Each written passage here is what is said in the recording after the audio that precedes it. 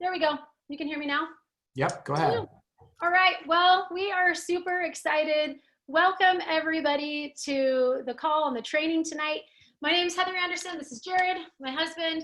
And we have these weekly team meetings. We work with doTERRA, and we have inspiring, amazing training, special guests every single week. And I woke up just a couple of days ago with this thought, and it was open it up to everyone. Because the topic of tonight with money breakthrough, money blocks, I mean, we all have them, right? Whether you come from growing up in scarcity or you start to receive and we clamp down and we stop that flow coming in, like whatever our beliefs might be can really affect our future, our jobs, and what that looks like. So being able to work through money blocks is so huge. And we are all about being in the business of serving and empowering people on our team. That's what we do. So why not include that financial piece? So we really hope that you'll be able to take some nuggets and you'll really dive in and participate with what Andy asks you to do tonight. So I'm going to give you an introduction about Andy and Natalie. So Natalie and it's Andy and Natalie Goddard believe that you were born to create, and that doTERRA is the best vehicle to create health, financial freedom, and leadership. So together they have loved creating a thriving marriage, 7 amazing children. That's so amazing with what they've done in the world. A team of 1.4 million families, and that's globally. 595 diamonds, and the company-wide system called Empowered Success, like just huge. Andy and Natalie have been sharing essential oils for 12 years now, studying and mentoring success along the way. And I have to say, you know, you're not just born with all the skills. You kind of got to go through the school of hard knocks. You kind of got to do the ups and the downs. And they didn't pop out knowing all the things about money. And so Natalie and Andy have gone from right where we are to like global successes, and not just, it's their drive is to have a healer in every home and to free as many people as they can in the world. And so I just am so impressed by everything that they do and how they do it. And they think that success is best when it's shared. And we see that with them. And they're just full of gratitude to work with so many people that inspire them every day. So I need to be done. And let's turn it over to Andy, our guest for tonight. Thanks, Andy, for being here. Well, thank you so much, Heather. It's such a treat to be here with you tonight and to connect in this way. You know, COVID has maybe isolated us in some ways, but I think it's also brought us together in lots of other ways. In fact, some of the feedback I got from convention was people said this was the best one yet, and they hope we can do it this way every year moving forward, which was kind of shocking to me. So such a gift to be able to connect here with you tonight. So the conversation tonight is about money. Money is one of those topics that for many of us was kind of this taboo topic, right? In the homes we grew up in the families, in school. Like, did any of you take a class in high school on money? Like what abundance is and how to create it? I know I didn't. My school didn't offer that. I think there might have been one on like financial management, which you learn how to write a check, and now we don't write checks anymore. So I'd love to hear from you. First of all, where you feel like you got most of your financial training from. So just post this in the chat box. Where did you get your training from? And also post in there, what would you like to get out of tonight? So if tonight were a complete success, what would success look like for you, right? What's the biggest block that you want to break through? What's the relationship that you want to have with money? So let's take just a minute and have everybody post that in the chat.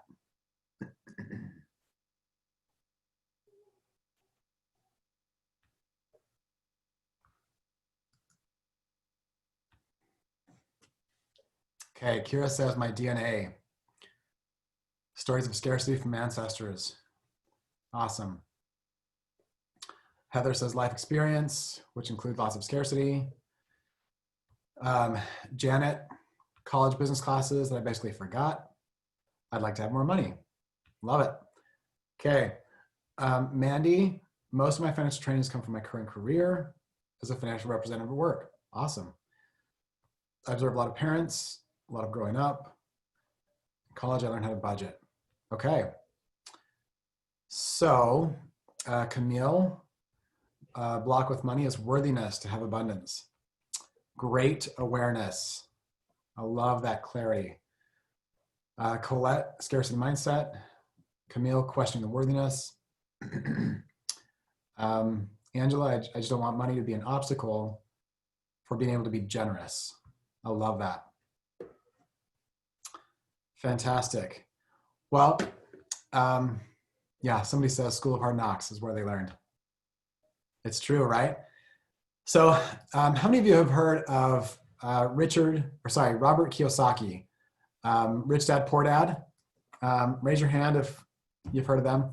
So he created a whole book and a brand and a game around this idea that most of us were raised in homes where we weren't trained on principles of what money is and how to create massive value. We kind of shoved it under the rug, and it was kind of like the topic of sex. Most of us didn't grow up in families where that's a mainstream conversation. And so we end up just kind of stumbling our way through it in life, making a lot of mistakes along the way, and thinking that somehow we're holier or better if we just don't talk about it at all, right? It's kind of this elephant in the room that you can't make it through life without money, and yet we kind of treat it as if it shouldn't be discussed and really celebrated, right?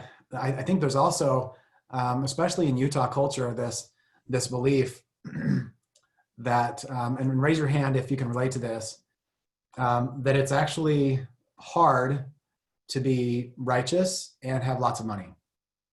That it's hard to be a good person, that traditionally good people can't be wealthy.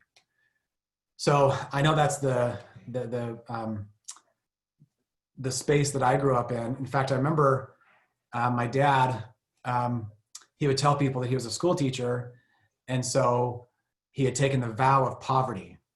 You know how monks, when they do their vows, they have these different vows, and so that's his joke about being a teacher, is that he's committed to poverty for the rest of his life. And it's interesting how he's sort of created that, not just verbally, but as a subsequent reality in his life. So I love money. I think it's an amazing topic, and it's something that kind of came out into our awareness about 13 years ago. We hired a life coach, and we started talking about money and what it is. And I want to start that conversation here just by having you post in the comments, what is money? What is your definition of money? So go ahead and just post in the box. If somebody posts the same thing, that's fine. But how would you define money? What is it?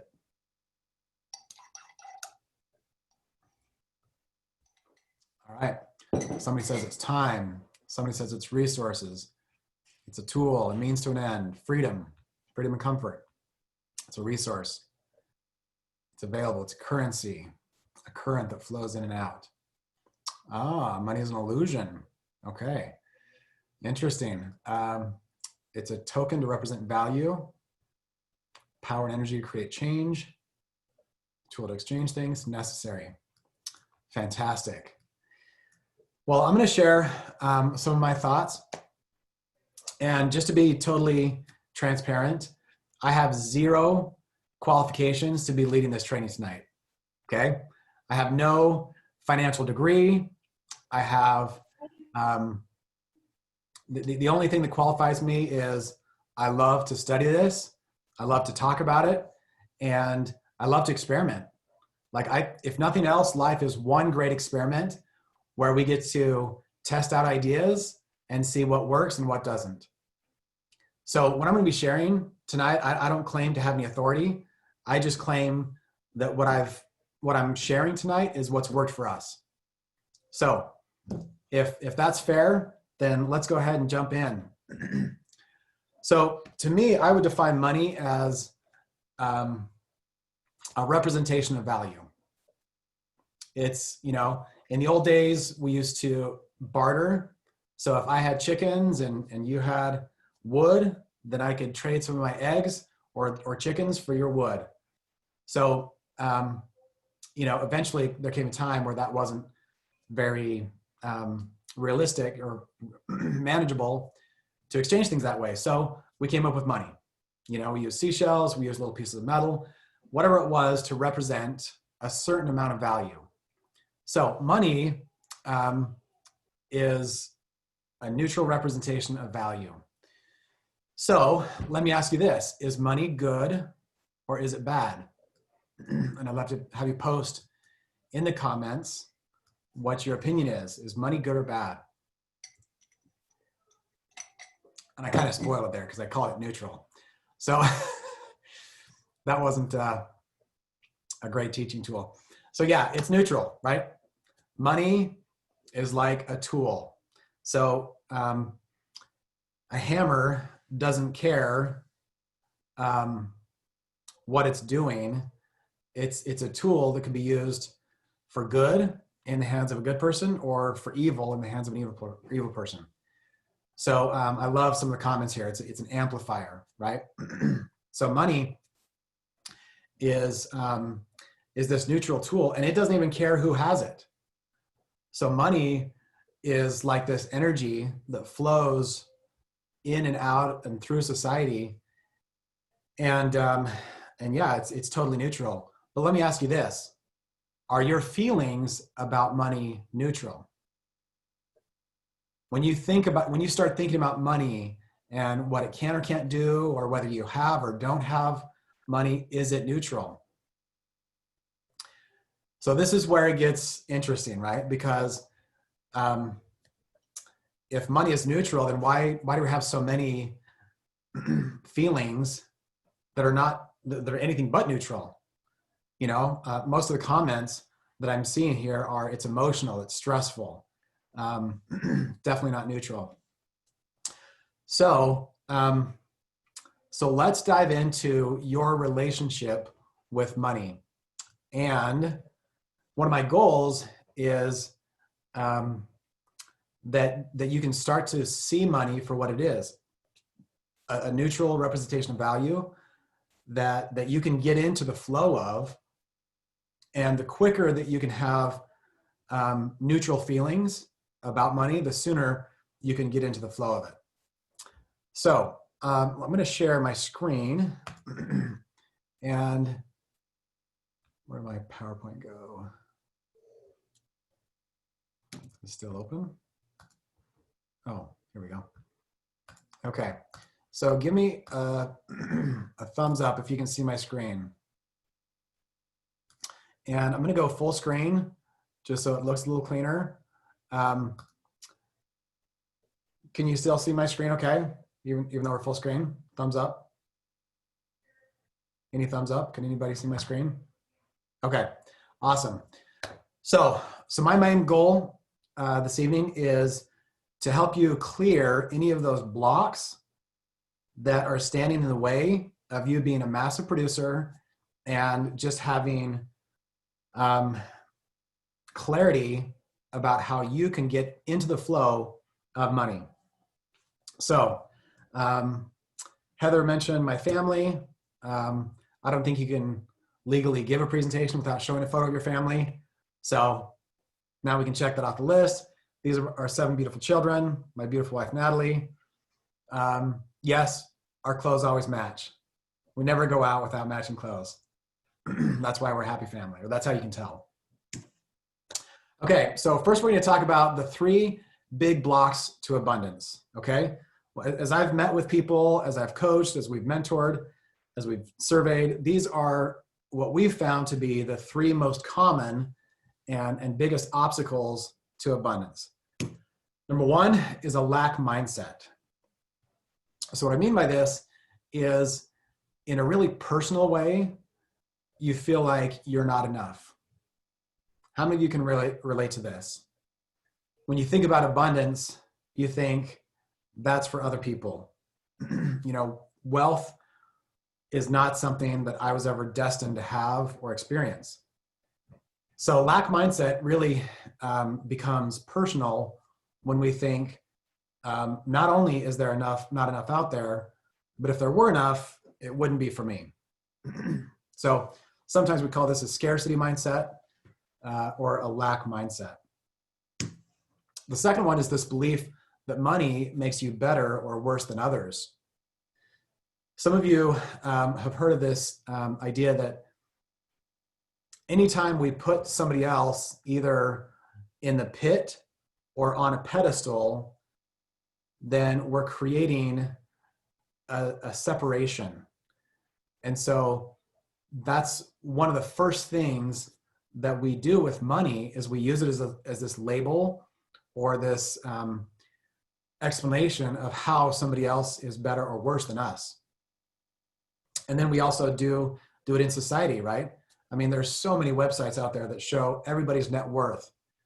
How many news articles, how many reports are constantly tracking, the richest person in the world. And there's one for men, there's one for women, there's one for Latinos, there's one for everything. And that's kind of the way the media works, is it's just this big comparison game. So I want to suggest to you that that money is neutral, and money doesn't care who has it, and how much money you have has nothing to do with your actual worth. I have this belief that each of us is of infinite worth, and that part of our experience here on earth is to feel less than, to feel less than our actual worth, which is infinite. So this is block number 2, that money makes you better or worse. The third belief is that there's a pie of value out there, and the more I take, the less there is for somebody else, or the more they take, the less there is for me.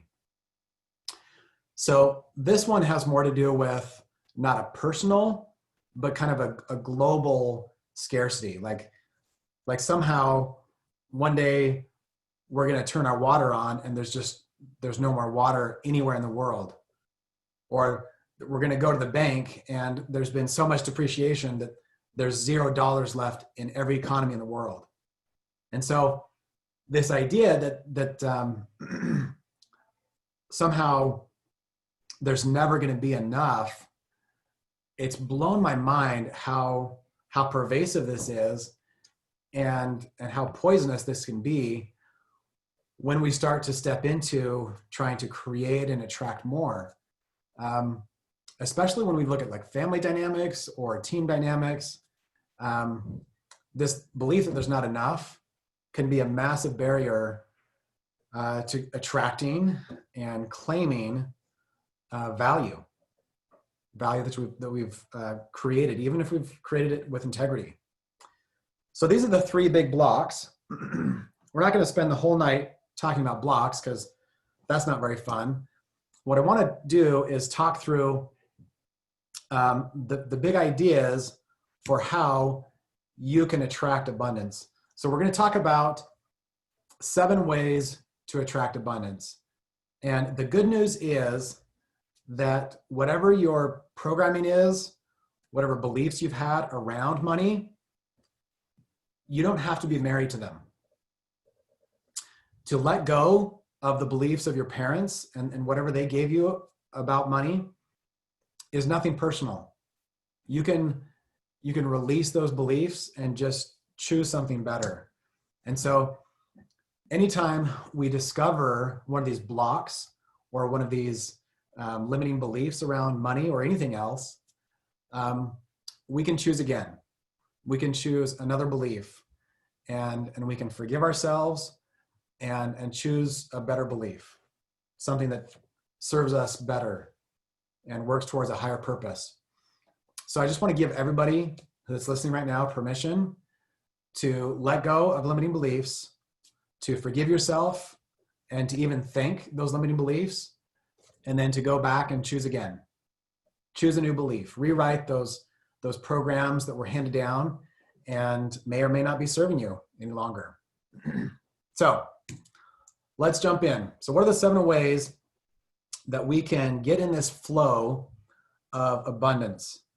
How can we create more value so we can receive more value? The first one is this idea that each of us has a financial thermostat. So how does a thermostat work? You've got this little round thing on your wall, or maybe it's a rectangle, and you type, somehow you say what temperature you want, and then what does your HVAC system do? It gets you to that temperature, right? If you're too hot, it cools it down. If it's too cold, then it heats things up. And the way a thermostat works is it'll only adjust to the range that you set the thermostat to. So it doesn't just kind of get its own ideas and start creating something other than what you dictate. So if each of us has a financial thermostat, then how do we know what it's set to? So go ahead and put in the chat box, how could you find out what your financial thermostat is set to right now?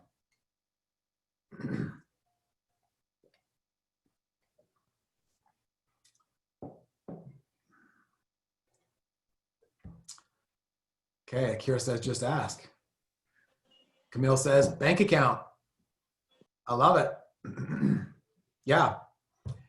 Yeah, this one is not rocket science. If you look at what your monthly flow is, and especially a pattern over the past several years, that's probably where your financial thermostat is set to. We tend to set a natural ceiling or a natural barrier on what we can create, and we tend to stay there, just like a thermostat, right? So I love what's somebody posted here. When when I think about having a number, I start to get a feeling of constriction. Yeah, and the fact is, like, whether you like it or not, this is what we're doing day in and day out. So just getting aware, I think, is the very first step. Like getting clear that I probably have always felt worthy of X amount of dollars, and so that's what I've created. So I believe that each of us is 100% accountable for what we create. And so for whatever reason that you've set your thermostat at a certain level, just thank yourself for serving you so well up to this point, and give yourself permission to turn it up if that's what you want. Because you get to be in the driver's seat, you get to be the author of your story and create exactly what it is you want. So I'd love to have you declare in the chat box where you'd like your financial thermostat to be set to. And let's talk about it in terms of monthly flow. So, and go ahead and write it in the affirmative. I am attracting X number of dollars per month.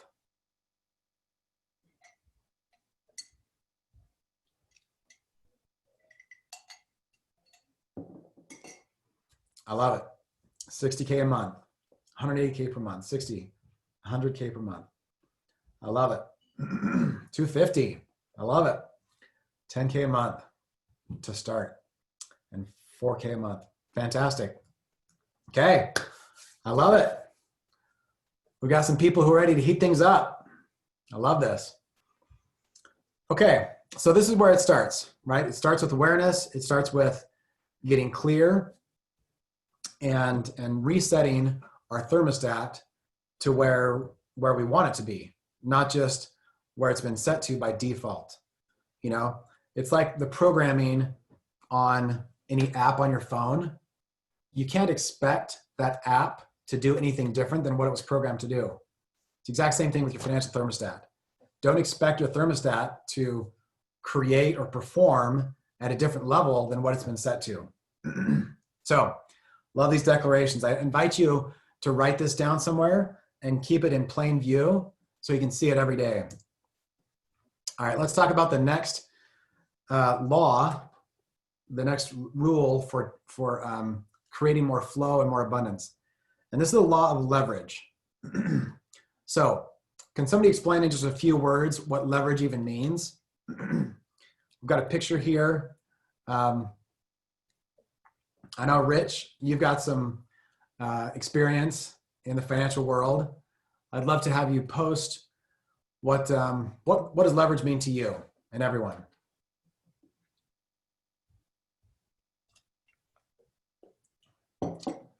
Okay, using a little to affect a lot.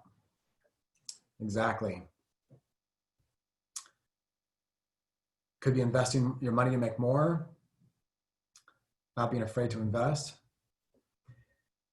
Yeah, so leverage is basically if you had there's a quote that said, if I had a lever long enough, I could lift the entire planet Earth.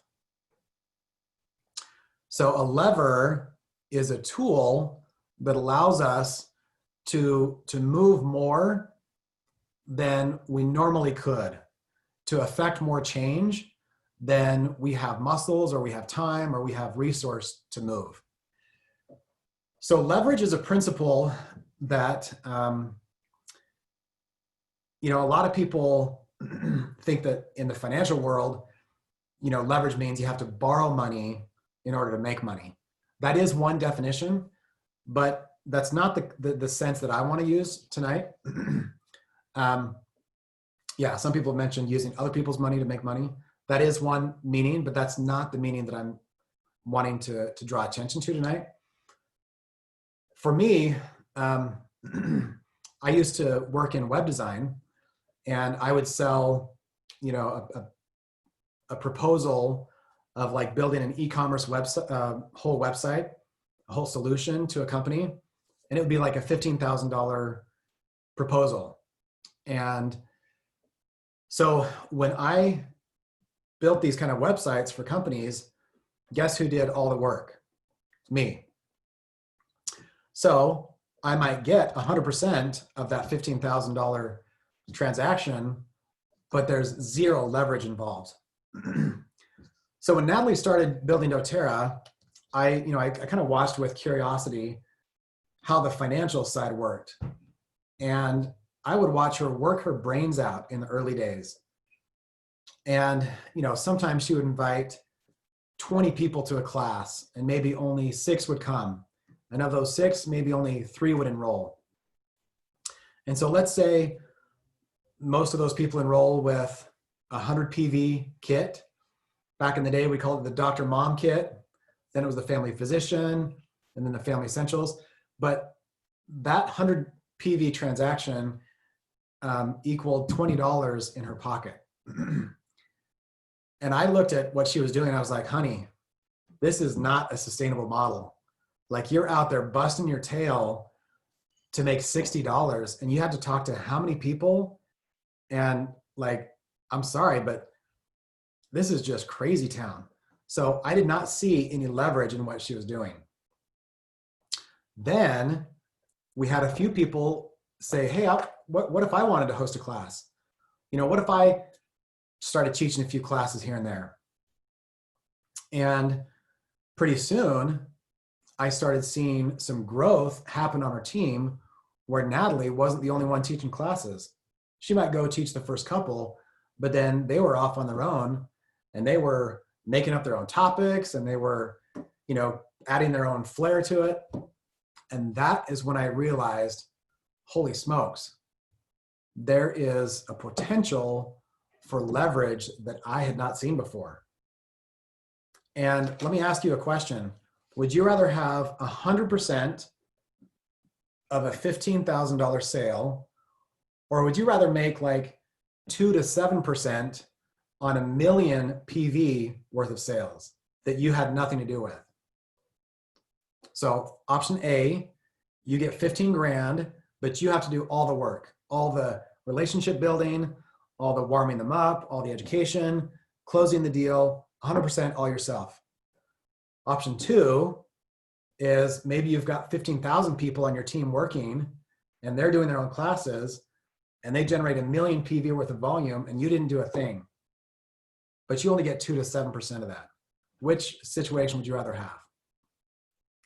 Obviously, yeah, you guys, you get it, right?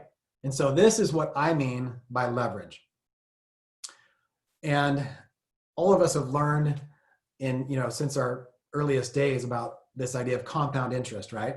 If I just get $1,000 in the bank and I let it sit there for the next 80 years, then I'll be a bajillionaire because of the compound interest. Well, what they didn't teach me when I learned about compound interest is the same thing works with people and with business activity in a model like doTERRA's.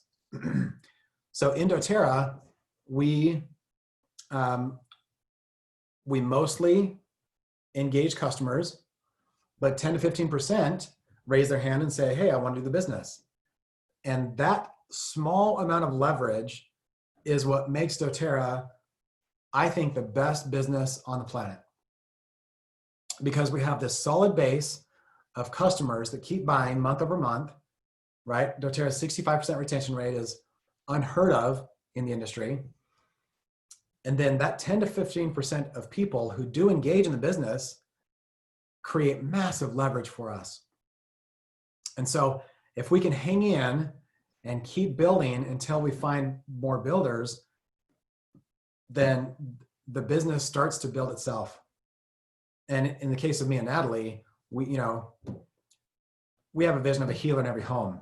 And so we couldn't quit after we were financially set. We just keep sharing and building and finding more people because of what it does for them. It creates financial freedom for them. So this is what I call the law of leverage. And I want you to think about, how can I better leverage, how can I use the principle of leverage in my doTERRA business? So how can you apply this principle in your business? And go ahead and post that in the chat.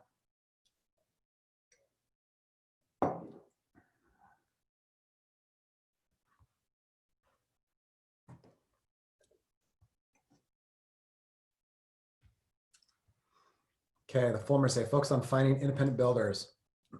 I love it. Claudia, work hard now. Camille, find partners. Janet, add 3 builders a month. Perfect. You guys got it.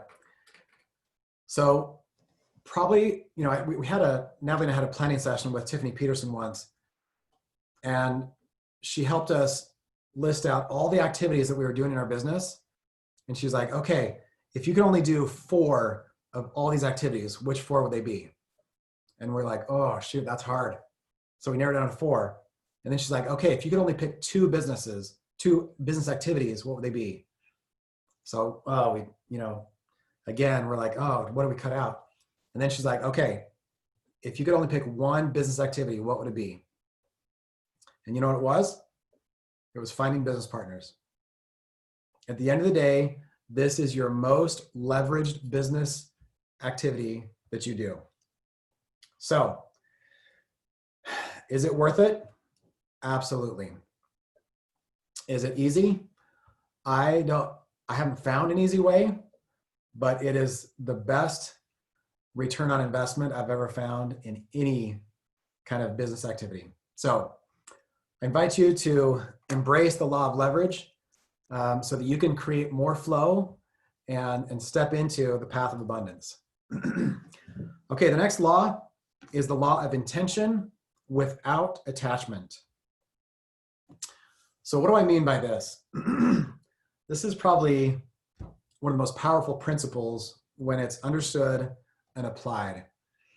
What I mean by intention is you have a clear view of your target. You have your goals, they're written out, they're SMART goals. you've got a time frame attached to them. You've got a names list, right? Intention is about like, I'm clear on where I'm going and even a time frame that you're doing it within. Now, attachment has to do with, it's going to be with a certain person, or I'm attached to, becoming diamond. Even if I don't have 4 great leaders right now, I'm so attached to being diamond that maybe you force it before you have any real leaders under you.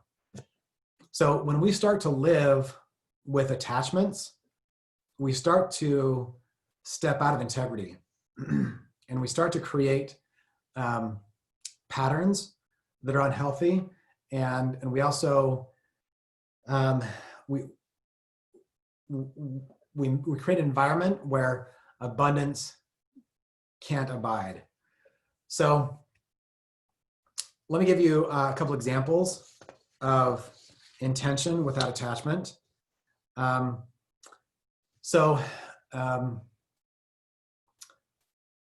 Let's see. How many of you have read the book, The Law of Divine Compensation by Marianne Williamson? It's one of our all-time favorites. And she shares this idea that as we start to create on a larger scale, and a lot of times that involves taking more risks, then sometimes they don't pan out.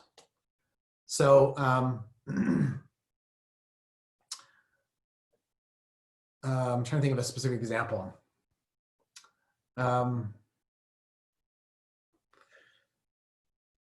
Okay, well, here's one. So we wanted to host the whole convention watch party at our new house that we're building. And despite our best intentions, and even the best intentions of our builder and all the subcontractors, it didn't line up in time. So when we realized that, we had an option, we had a choice. We could call off the whole watch party, or we could pivot and decide to meet at our house.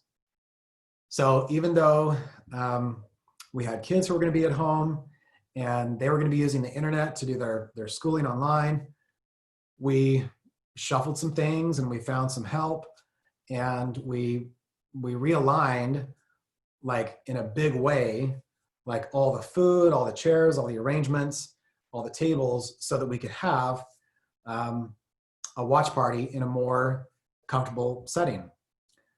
So the feedback that we got was that people loved it. They said it was cozy, it was comfortable, they had enough space. The AV actually worked most of the time. So we had an intention, but we weren't attached to the exact way that it showed up. And what I found is that in life, and especially in doTERRA, the more clear the intention, but the less attached always wins the race. It's the people who are willing to let go of, even though builder A said they were going to build and they didn't, being unattached is giving them space, right? It's creating conversations where we love them where they are and we don't have attachments. I can't think of a better place than in parenting, where we set out as parents with the very best attachment intentions, but if we're attached to things looking a certain way, we are always disappointed. So letting go of expectations around the specifics is the best way that I can explain this. So attachments, I think, are the most common source of stress and disappointment too.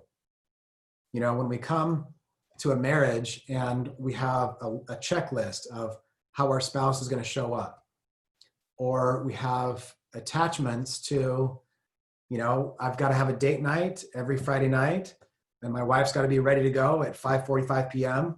You know, if I show up in my marriage with all these expectations, and when you know, there's a difference between intention and expectations, right? If I have intention that we have a loving evening where there's nothing but emotional intimacy, then that's what I call an intention. If I show up and say, you know, if my wife is 5 minutes late, or if she picks up her phone and texts one time, then that's it. She's ruined the whole night. That's what I mean by specific expectations. So yeah, I love what Cheryl's saying, no get. And this is what Chris Smith talked about in our training, right? No place to get to. So if we can come to every conversation with intention, but without attachment, no place to get, then it's amazing where we can go. You know, every enrollment conversation is so much more powerful when we let go of attachments. So this is the third law of intention without attachment. So I want to invite you to think through, in what ways can I release attachment in my life? It could be in your doTERRA business. It could be outside. For those of you who are not in doTERRA yet, think of ways that you're showing up with a place to get, right? With high expectation as to how things show up.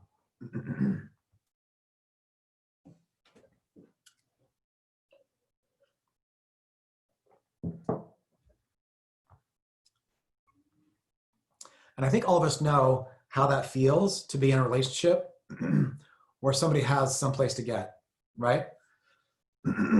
Where they have a clear agenda. And it's like, man, it's just so off-putting, right? So let's go on to the fourth one, the law of perception. So the law of perception is this idea that the way you perceive the world is what you project onto the world. So if we're seeing the world through, you know, groggy lenses, glasses that haven't been cleaned for months, and everything's just a little groggy and fuzzy, then we truly believe that that's how the world is. So we have to be so careful that that we process our perceptions, that we become self-aware of how we're seeing the world. It's so powerful when we can have a partner or a sounding board or some kind of coach or mentor that we can bounce our perceptions off of.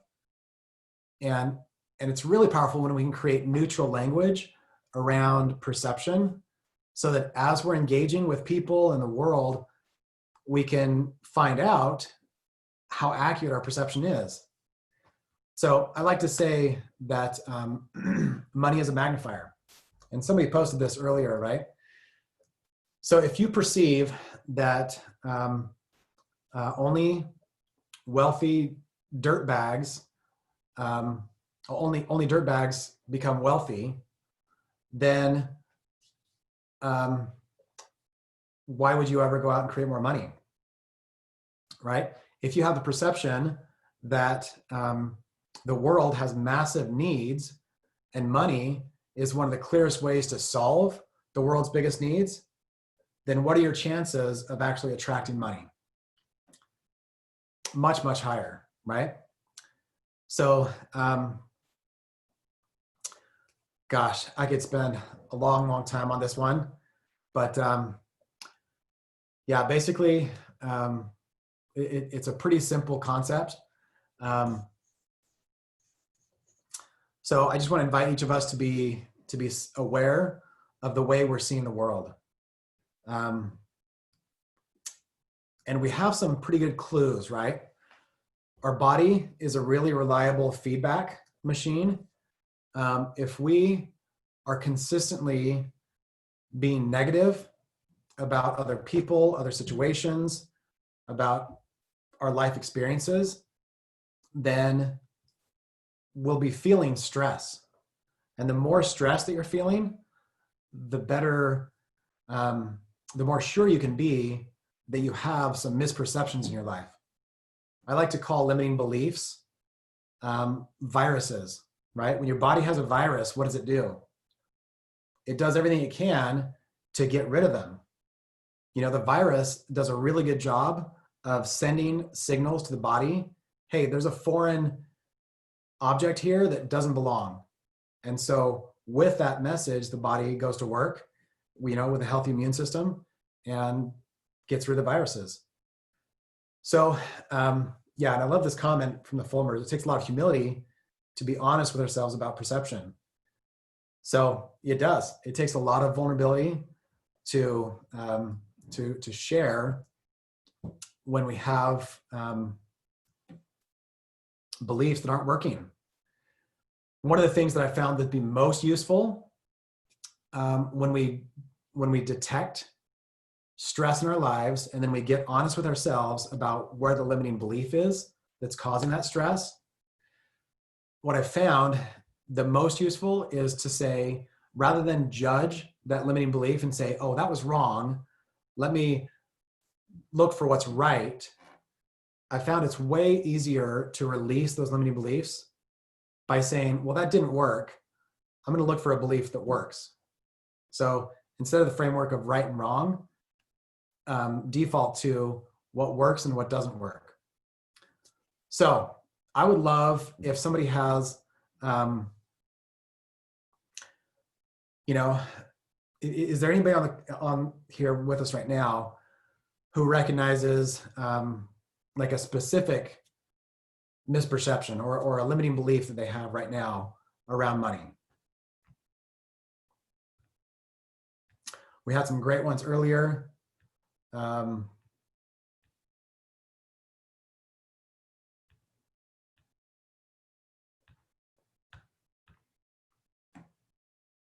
Okay. Mandy says only the rich can get rich. Whether I have to work, Heather says I have to work really hard to get money. Amaya, I'll need to work too hard and be too accountable to earn what I'd like to, and I'll lose my freedom. Wow. Huge. Okay, Dusty, it's not Christ-like to give of my gifts and receive money. Wow, that is a huge one. Ombre, it's just too hard. McIntyre, I can never take a break. I also have to be working in order to make money. We don't have enough. Wow. Okay. So let's just take, I've noticed a theme. A lot of these have the theme that that if I start making a lot of money, that I'll be kind of a slave, you know, that I'll be jumping on this hamster wheel that I can't get off of, and that I'll just become a workaholic, or I'll become owned by this, the commitments that I make, or the commitments that I'd have to make in order to create that much value. So that's a belief, right? That's a perception. The perception is once I create massive value, I have to always be on that hamster wheel. So that's a belief that's not working, right? So let's rewrite that belief and let's come up together with a belief that works better, right? So go ahead and type in the comments. If you were coaching someone on your team who had that limiting belief, what's another belief that you could present to them as one that might work better?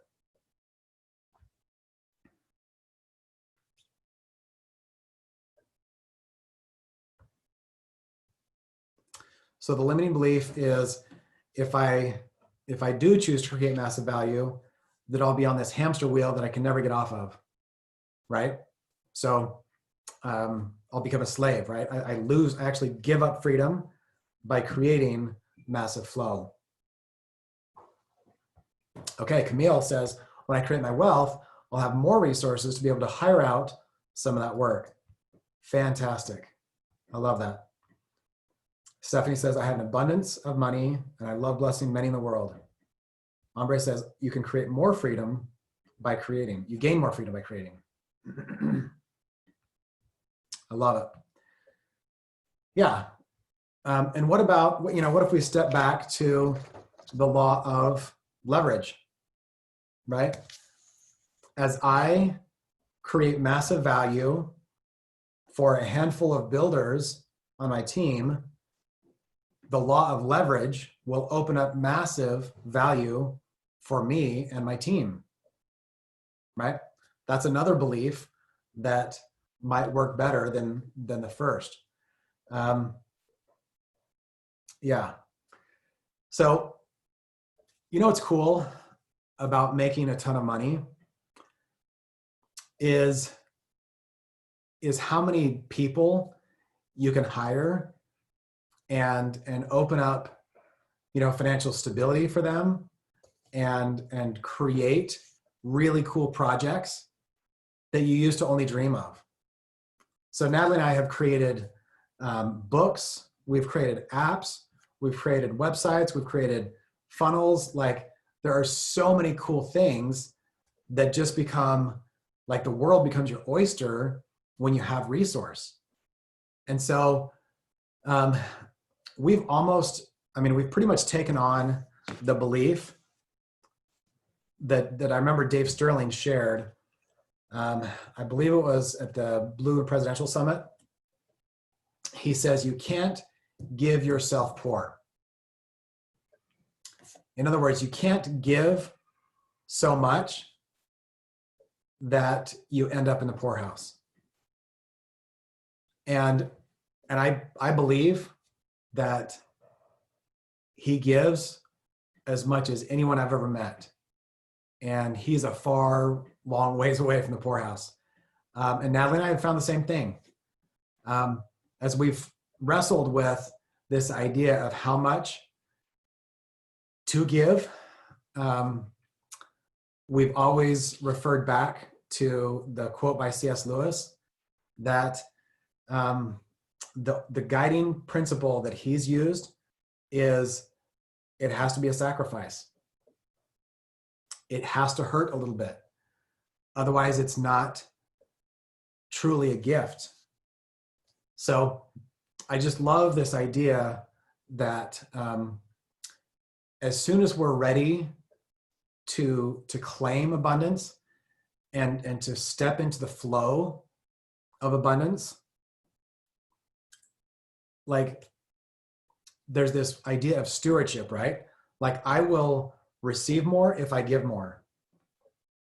And so we have members of our team who say, I just wish that I could do these cool big donations to Healing Hands because I love what they're doing. But, as soon as I get to Diamond, then I'll really start giving. Well, I talked to a member on our team who is a premier. Most of the time they're elite. And he said, it hit me like a ton of bricks as my wife and I were talking that we have to start creating the thing we want magnified. So if money truly is a magnifier and we truly want to do good in the world, then we don't get to wait. We get to start today supporting the good causes that we care about, whether that's Healing Hands, OUR, Mentors International, whatever the cause is. Don't delay. Like, make it clear to the universe that you are a good steward of the value that you receive. If money comes into your experience, you are a good steward by giving generously and maybe giving a little more than is comfortable. And that, my friends, is who receives the most value, is those who are willing to start acting even before they have massive value to give. So if money is a magnifier, I want you to think about what cause do I want to start supporting today? And maybe you've given, maybe you've checked the $1 box as you've ordered the, last LRP that you did. Maybe you did the $1, but choose today to start giving in a way that can now be magnified tenfold, and then 50-fold, and then 1,000-fold. And you'll be blown away how the universe responds in kind. That's what this law of divine compensation talks about, is how the greatest limiting belief is this idea that we are somehow separate from money, that somehow we don't belong to it and it doesn't belong to us. But the fact is, we're all energy. All of us are energetic beings. And so as soon as we feel worthy and start claiming abundance, it starts flowing in and through us. So I don't know how long I should spend on this one, but I get started and I can't stop myself. So one of those blocks was that, there's only so much to go around, right? That there are scarce resources and that they're finite. But I want you to imagine there are 3 people in a village, okay? And each of the people in the village has $100, okay? One of the people raises food. One of them is a builder, and one of them, does doTERRA essential oils, right?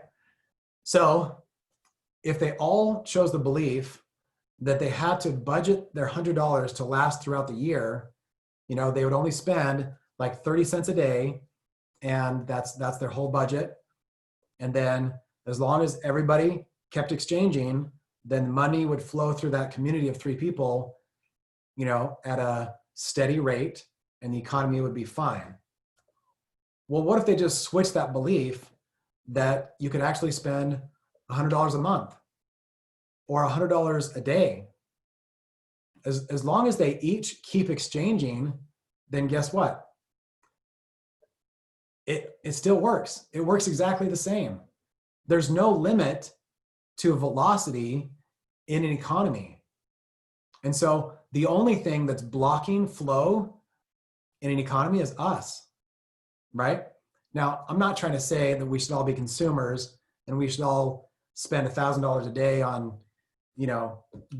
rich, dark chocolate. That's not the idea here. But I do want to propose that, the more I've studied the stock market and studied economics, it's just really clear to me that it's 100% about perception. The health of the economy is 100% about how people think the economy is doing. And that's it. So how do we step into abundance? With optimism, with abundance, right? Acting abundantly and putting it out there so it can come back tenfold. So, law of perception. This is a big one. The 5th one is the law of the harvest. And this one is simply the idea that it's not about the harvest that you reap each day. It's about the seeds that you sow. And if you're always in the business of sowing seed and nourishing the crops, then the harvest cannot be prevented. The harvest cannot be prevented. So I have a beautiful video that I was going to show. I'll send out the link to that. But Tiffany Peterson did a great video on this simple principle and how easy it is when we're in the middle of the summer. It's the August and there's still no crops, but we're sweating out in the field. It's pretty easy to think that it's not going to happen. But the harvest cannot be prevented. So the more you sow and the more you nourish, the more the harvest will come back. The next law is the idea of gratitude in advance. And this is the idea that even before you get to experience the harvest, before you actually receive the thing that you're wanting, you act as if it's already in your hands. So gratitude in advance is thanking God, thanking the universe for the next rank as if it's already happened. Thanking, heaven for the builders that you're finding, that you've already found. There's so many examples that I could give of when this simple principle has been the game changer in people's lives, and it has been in ours. So it's not about just thinking happy thoughts.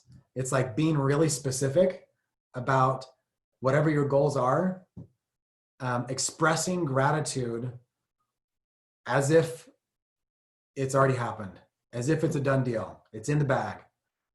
So gratitude in advance is one of the most overlooked principles when it comes to abundance that I think we can put into practice right now. So I invite you to practice this idea of gratitude in advance. Write out the amount of income that you wrote down. Write it out in that sense. I am receiving, $10,000 a month, and I'm so grateful. It just feels so liberating, and I'm able to do so much good with all this money that I've received and the energy that's flowing to me and through me. So gratitude in advance. The last principle I want to talk to you about today is choosing your words. How many of you have ever heard the phrase that money is the root of all evil? Right? I have been guilty of actually using those words. So how about the phrase, money doesn't grow on trees? Sorry, kids, can't buy that. Money doesn't grow on trees. Those are words, and those words create our reality. So I want you to just, as you start hearing the words that you use, start to think about what are some better beliefs that I could create around money. The next time your kid says, hey, I really want this, and we find ourselves saying, sorry, we don't have the money, what's something else that you could say instead of that? Go ahead and type in the comments. If you're maybe you have a team member who says, hey, I want to do this incentive, and your first instinct is to say, we don't have enough money. I love it. Fantastic. How do you want to create that? If we truly believe that we are limitless creators, then it's super easy to turn around and say, wow, how would you like to create that? I believe in you. You are a limitless creator, and I would love to support you in creating that. So those are fantastic. I love it. Yep. And you could say, is there something you can help me out with to earn it? If they're an older child, you might even invite them to create it on their own, right? And so I love the idea that there are a million ways to find the and in our life. It's so easy to switch to either or thinking. And so, if our kids ask for something, well, either they have to use my money to buy it, or they don't get it at all.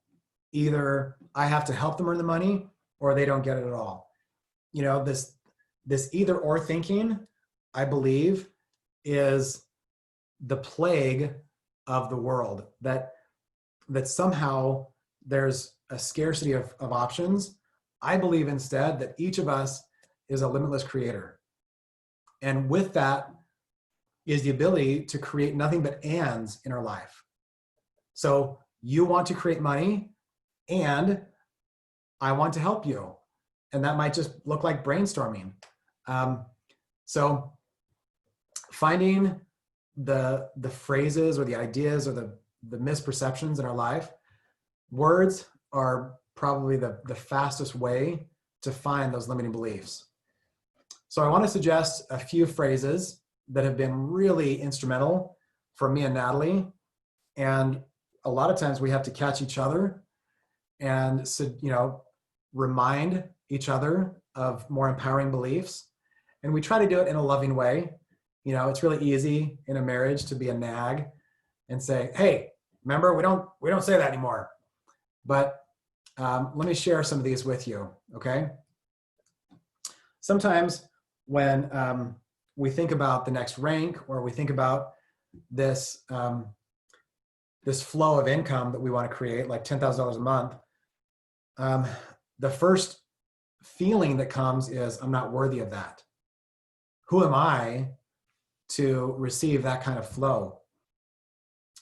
And the antithesis of that is really short, and it's really simple, and it's, I am worthy. I am worthy.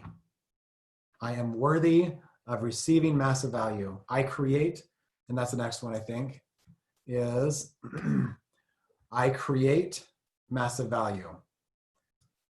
So it's not, abundance is not just a get. I truly believe that with the law of the harvest, that I only want to receive massive value if I'm creating massive value. So with this idea of receiving, make sure that we're repeating this mantra that I create massive value. And that's why I receive massive value in return. So this is one that Natalie and I have probably said a bajillion times over and over. I'm a creator. I create massive value. Okay, how many of you struggle to receive? You're great at going out and making brownies for the neighbor, or doing service, but when it comes to, they call you and they try to help, give you a hand, and you're like, oh, no, we're fine. We got this. Nope, there are people with lots more need than me. Well, let me tell you something. The sooner you can learn to receive, the sooner you will step into the flow of abundance. Because in order for flow to happen, there has to be giving and receiving. So if you think that you can just pour into everybody all the time and never receive, it's not how the universe works. It doesn't complete the equation. And so this has been one of those mantras, again, that has served us so well. I am an excellent receiver. And so the next time somebody offers you anything, whether they open the door for you, or somebody gives you a compliment, instead of brushing the comment, the compliment off and saying, oh, it's nothing, you just say, thank you. I'm an excellent receiver. They open the door for you. Thank you. I'm an excellent receiver. Right? Somebody gives you a high five. Thank you. I'm an excellent receiver. And it starts with the ever so small things, and it grows and it expands. And ultimately, I truly believe that we only receive as much abundance as we claim. I used to be so offended by people who are bold about asking for things, but I've realized that with my 7 children, guess which ones get the most stuff? The ones who ask. And guess what? That's how the universe works, folks. It's sometimes that simple. So we can sit there and resent it, or we can step into the flow and be an excellent receiver. Abundance flows to and through me. Abundance flows to and through me. So we need to remember that if we start to hoard, then we stop the flow. If we start to just put it all into savings and just create this big bank account, then we're not allowing abundance to flow through us. So it's important for us to be in the flow cycle, both receiving and letting it flow through you. So abundance flows to and through me. And I open my heart to receive even more. And I love how the fir oils, all the tree oils, are so good at just keeping our hearts open. So I would also invite you to allow oils to help you with receiving. Wild orange is the oil of abundance. And, Douglas and Siberian fir are all about receivership and opening your heart and keeping open arms. I was actually at a training with Kirk Duncan once, and he had somebody come up on stage and he said, okay, I want you to imagine that the whole audience is clapping for you. Like you just did a mic drop presentation, the whole crowd is cheering for you. Have them close their eyes.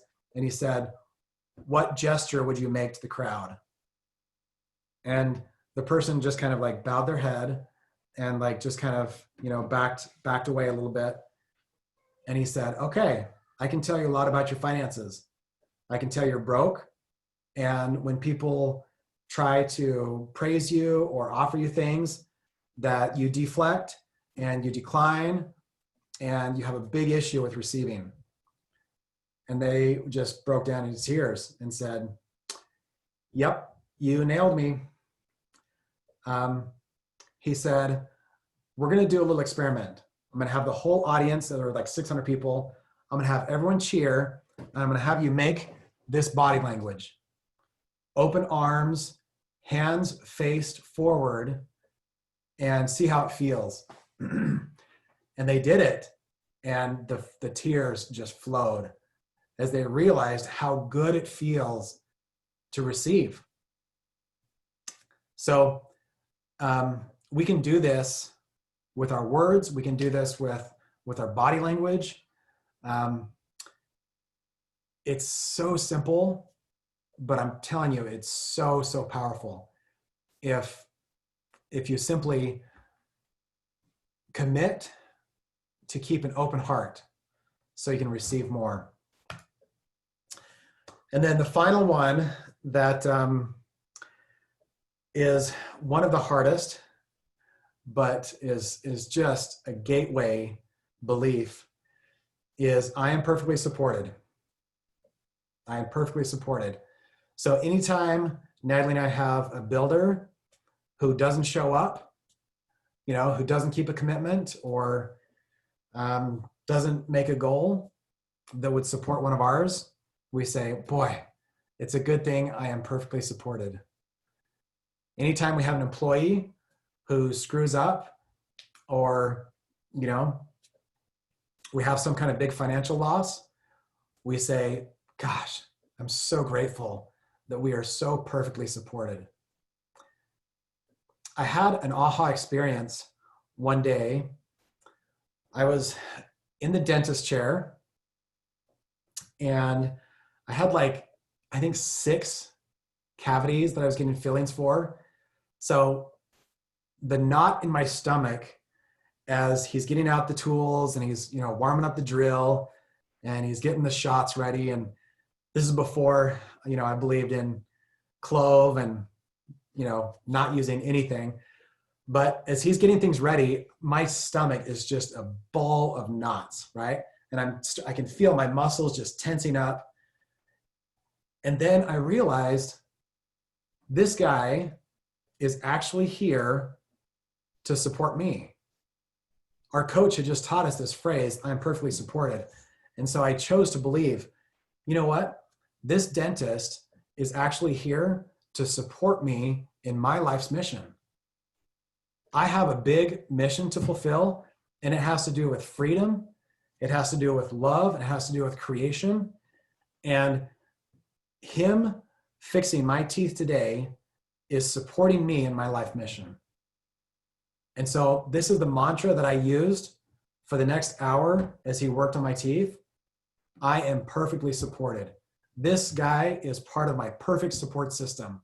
I'm so grateful that he is living his life purpose and that I am perfectly supported. So I want to invite you to put this tool into your tool belt and pull it out often, because there will be a bajillion opportunities for you to believe the opposite, to believe that people just let you down, that people take advantage of you, that people don't do what they say they're going to do. But if you choose this belief instead, I promise you that you will see a drastic change in your results, that you will start to attract more support instead of more of the opposite.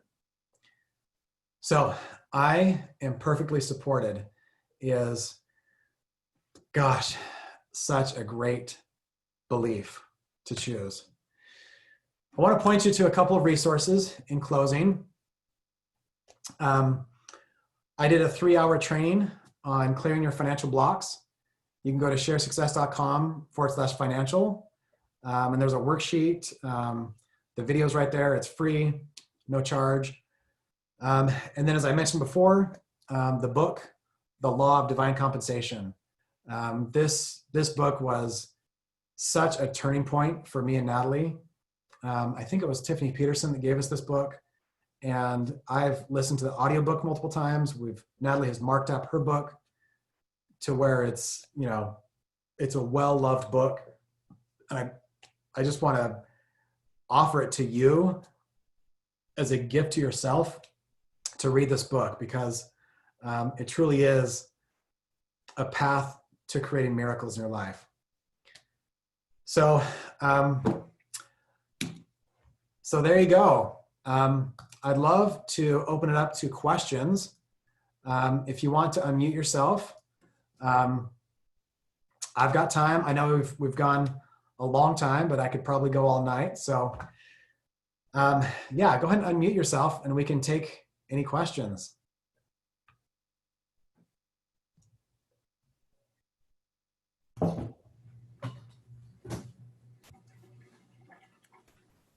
Annie, can I just briefly chime in with just a little added testimonial on something? Please. I was just going to say it was so interesting. I have an assistant. I've had the same assistant for the last 6 years, and she's been in our home, so she probably knows our family and me better than anyone. She's seen the good, the bad, and the ugly. And it was really interesting. She said to me, I don't know, maybe last year, she said, somebody asked me that mutually knows us. She didn't say who. She said, what do you think is Amy's secret to success? What do you think has made her so successful? And it's funny because I think if someone asked me that, I wouldn't have said at all what she said, but it was really interesting. She said, I think it's because she gives so much. She is constantly just so generous and giving so much to people. And I really think that's the secret of her success. And I just thought that was the greatest compliment. And I have so far to go, but I just thought it was such an interesting, I probably would have said, I believe in myself and work hard and, set goals. And I just thought that was such an interesting observation. And I just think it's such a true principle. Just be willing to constantly give. I totally agree. And you guys are master givers. You guys are so generous. It's so fun as we've gotten to know you two, we come into your house and you've made homemade bread and you're giving us organic raw butter and just give. It's so fun.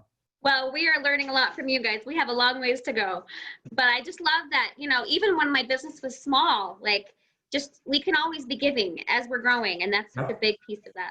So thanks for your amazing example. Oh, thank you.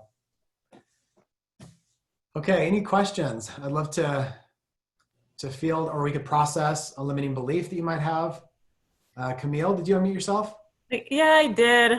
I'm questioning Hi. myself here. Hi. Paul's here too, being shy. Hi, Paul. But, All right.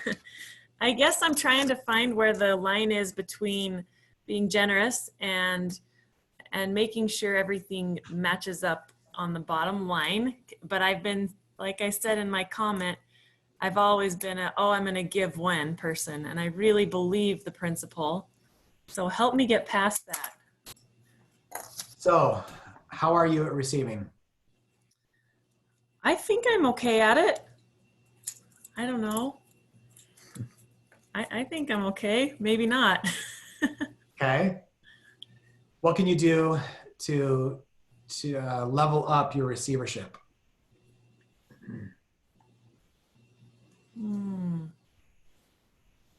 I don't know.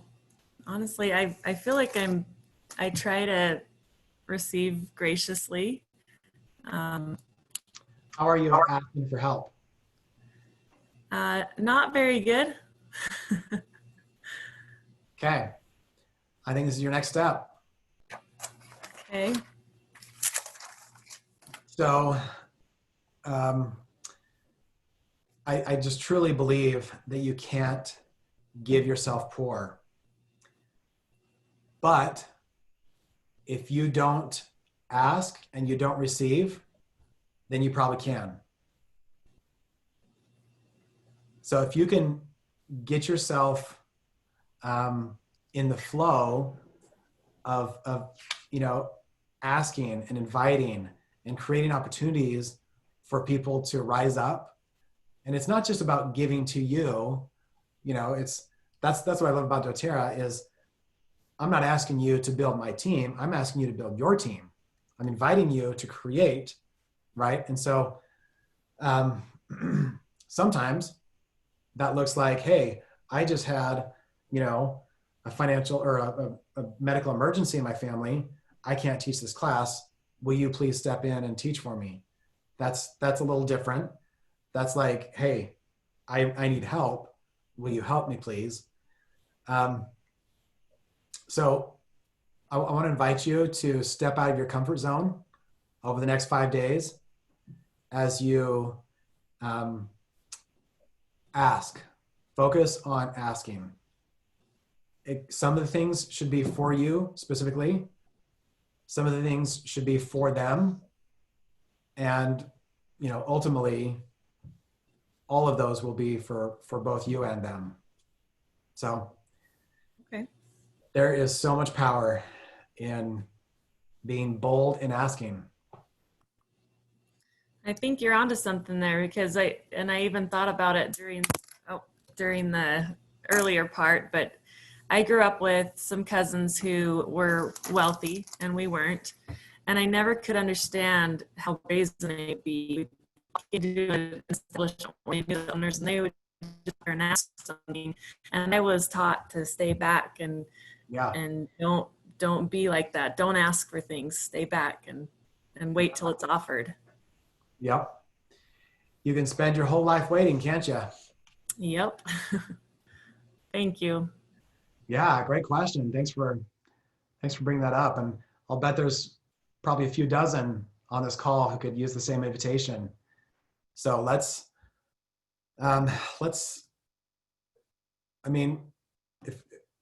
if we truly believe that the universe is kind, that there's a God that knows and loves us, then wouldn't he want to give us every good thing? Wouldn't he want to share every good gift that he has with us? So how many blessings are there that have your name on them that are sitting in your heavenly bank account waiting for you to ask?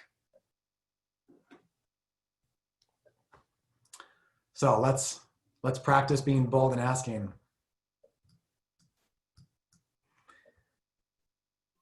All right, who else has a question? Go ahead and unmute yourself.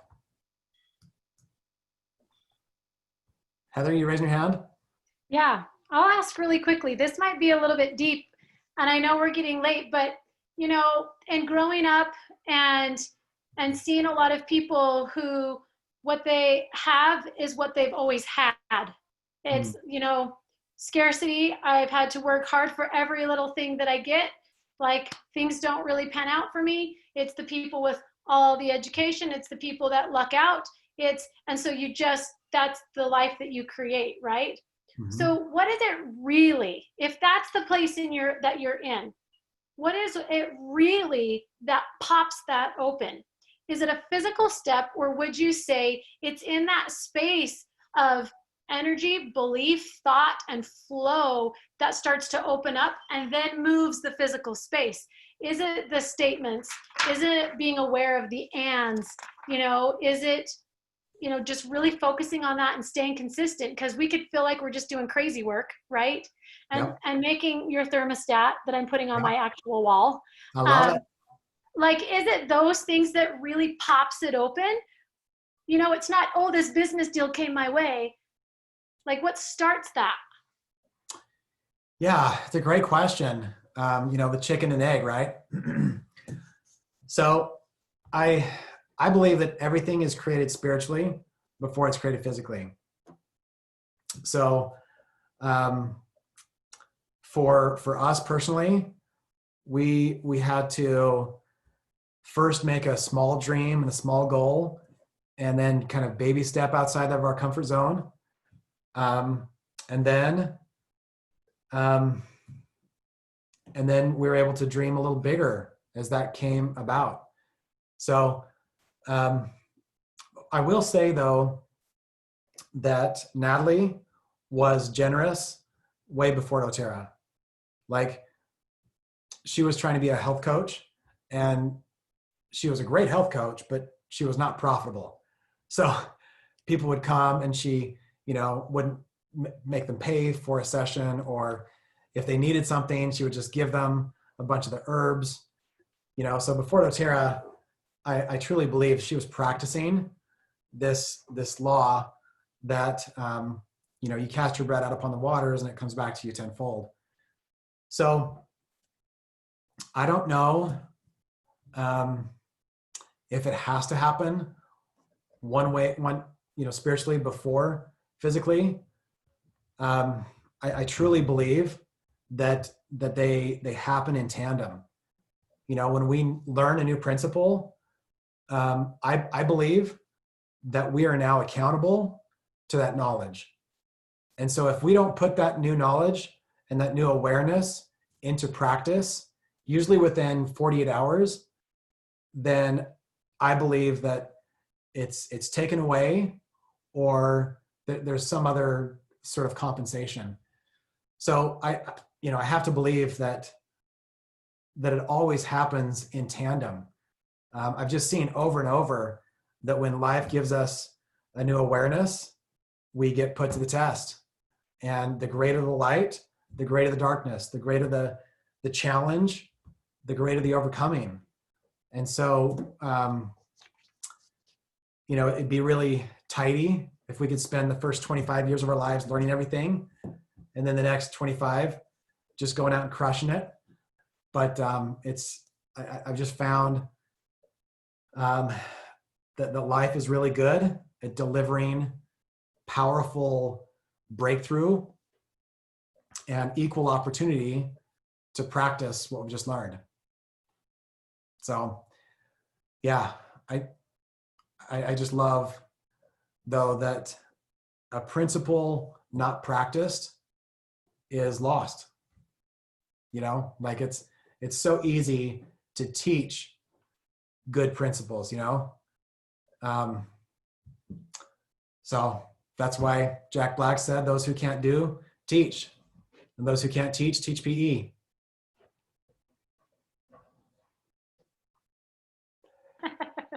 That's awesome. Thank you. Yeah. Any thoughts on that, or? I love it. I'm a strategic person, so I was trying to get steps here. We can 1, 2, 3, all the way to abundance, right?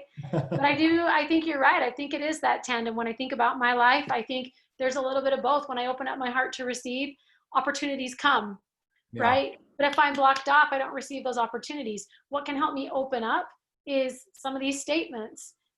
really like looking at myself and saying, how much am I receiving? And as of late, I've been doing that because that is something I'm working on massively right now. And what I find is, hey, I'm able-bodied, I'm capable. So when the grocery boy says, can I help you out with that? I'm like, no, I got it. I literally just stopped receiving, right? Yep. Like what, like why? Because I'm able-bodied. And so it's been, I've really been focusing on like, yes, you've seen Yes Man with Jim Carrey. I'm not telling everybody yes. Now's a good time to ask for something, guys. But it really is, I literally in my heart, in my life, I have felt a shift and a change from just that one thing and receiving all the little things. So I'm moving either way, spiritually, physical, I feel the tandem was perfect. Love it. So good. Great question. Okay, we've got another question. I've worked to create a positive mindset and perception of money and increase my thermostat. At times, it seems like good things are coming, but for some reason, things interfere with it that appear to be out of my control. And I think, what more do I need to do to receive? Oh, well, my invitation to you would be, think back to the last time you needed something or something was offered to you, right? Just put it down on paper. It could have been, it could be anything. Your wife asked if you want a drink of water, or your buddy asked if you want to go to lunch sometime. So when was the last time that you were offered something or you needed something? It might even be simple, like I need some human connection and I haven't seen this old college buddy for a long time. I should reach out to him. So in those two situations, how did you respond? You were offered something or you needed something. How did you respond? And I would look to that as your biggest clue as to where the block is. I love what Heather brought up. What the curse of being able-bodied is this, oh, I can do that. I'll just do it myself. Or I don't want to put anybody out. I'll just hop on Facebook for a minute. I'll get some connection that way and checkity check. So get really self-aware and like the Fulmer said, get really honest with yourself about how did I respond? I had a want, I had a need, or I was offered something, and how did I respond? And I'd invite all of us to answer that question the same way. And that's your best clue to what the block is. The flow of abundance requires other people. This life is never lived alone on an island. Like we get to be in the exchange of giving and receiving love, giving and receiving value, giving and receiving time, attention. So like we can pretend like we don't need it, or we can just ask for it. I've thought about creating a reality TV show where people only speak their vulnerable truth, right? Like, hey, I'm feeling really lonely right now. Would you be willing to talk to me? And then like people just openly saying exactly what their deepest, most vulnerable truth is. Like, hey, I'm feeling really insecure about this pimple on my face, and I don't feel in the best shape of my life. In fact, I feel really fat and ugly right now. Do you still care deeply for me? Right? Like, what kind of cool show would that be if we all just owned our deepest everything, like everything that we feel and think, and not that we start, bombarding people with the ugly stuff that we think and feel, but just that we could be more honest about who we are and where we're at. So if anybody wants to co-create that, then let's talk. Sounds fun. I have to point out, Heather posted in the comments, you guys, if you are visiting with us tonight, we would love for you to just fill out this quick form if you would like to be notified when we have another training with a special guest. Just if you'd like to stay in the loop and found that this added some value for you, we'd love to continue to include you. So just look in the comments there, click on the link there and take a quick second and fill that out. Anything you want to add on that, Heather? No, that's it. That's great. Well, you guys have put up with me for a long time, but any last questions? Yeah, Andy, we have a question for you. Awesome.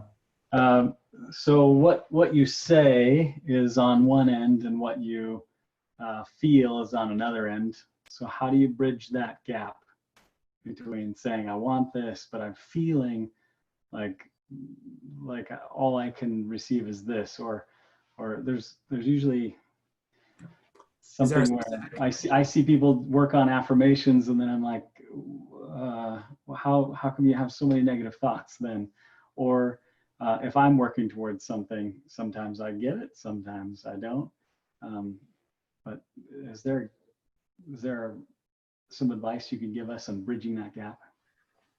Yeah, is there something specific that you're thinking of? Yeah, so like just by saying our monthly amount. So if I say I'm grateful that I'm receiving $60,000 per month, Mm-hmm. and in the back of my mind I can say, yeah, but that hasn't been the case for like a few months, and so it just finds, I don't know, yeah, some things like that. Yeah. Old stories maybe. Sure. And that's you know, we have this gift of the voices on the shoulders, right? And as much as we try to create a new reality, sometimes the little devil on the other shoulder tries to pull us back and drag us down and say, oh, you're how quickly you forget, you know? So how do we manage these voices? I think that I think more important than the words are the feelings. So it's not so much repeating the words. You know, I'm so grateful that I'm receiving $60,000 a month. The more real you can make that feeling, then the easier it is to start to bridge that gap and to start to step into that creation. The thing that so that's tip number one. Tip number two is, as we start to become more aware of the monkey mind noise that happens for all of us, we can make subtle shifts, you know, rather than just having an all-out argument in our head, you know, 6,000 a month, you've never done that. 6,000 a month, you're an idiot. So, you know what I mean? Like, instead of the argument, we can go to, well, you've never done that. What if we just slightly shift that to, I haven't done that yet. Or that's a new experience I'm excited to create. Or that's a trajectory that I can totally get on board with. So if we can make subtle shifts to the red devil on the one shoulder, I think we can make a huge shift in managing that whole conversation. So another thing, so that's number two. Tip number three is moving the thought and the feeling that you want to create into an affirmation. You're probably familiar with affirmations, but affirmations is when we ask a question. So instead of the question of like, who am I to make 60,000 a month? An affirmation would be, what would I need to create to attract 60,000 a month? Why am I perfectly prepared to be the steward of 60,000 a month? And that's maybe the better question right there. Why has my life experience and my heart's passion perfectly aligned for me to be in the flow of 60,000 a month? And so it's a whole different conversation when you put a question on a piece of paper. It has to get answered. And it's one of the basic principles of NLP, of neuro-linguistic programming, is the power of questions. And so if we can harness that with our own thinking, then we shift our attention from the argument to just answering the question. So those would be my 3 tips. Any other thoughts that you're having? No, that's great. I love that. I've heard about affirmations and just forgot. So thank you. Yeah, they're simple, but man, so powerful. Mhm. Andy, Yes. I just wanted to say that I learned something in my first couple months of doing doTERRA about feelings that we have. And we can take our feelings and we can separate it and make it its own entity. We can separate it from people, or we can separate it from money, or just whatever issue we're having. And we can make them 2 separate entities and we can deal with them separately. When we're separating them from people, we want to love that person for who they are, and then take the feelings that we have and deal with those separately. So that's just something that I learned about feelings, just separating it from what it's attached to. Because it's usually, when they're bad feelings, they're usually a lie that we're telling ourselves that we just have to get over or fix. So I just wanted to share that. Yeah, and that is a powerful tool when we can start to detach from first our thoughts and second from our feelings, right? When we start to become so self-aware that, we start getting angry at the children and we realize, wait a minute, that's an emotion that I'm feeling. That's not who I am, and that's not a way of being that I want to have. Then all of a sudden, we can become the limitless creator that we were born to be, and we can step into a different creation. So that's a powerful principle. Thank you for sharing that, Cheryl.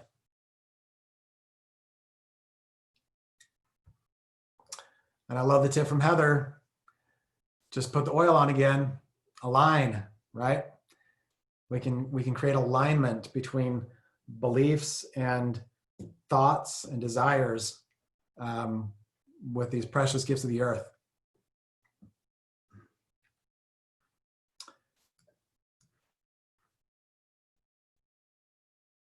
Awesome. Any last questions?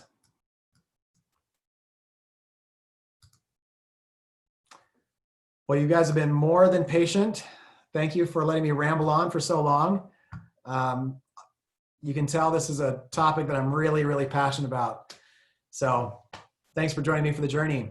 I think I put in the link, the post, sharesuccess.com/financial. There's the webinar, the worksheet, and also the PowerPoint that I used tonight.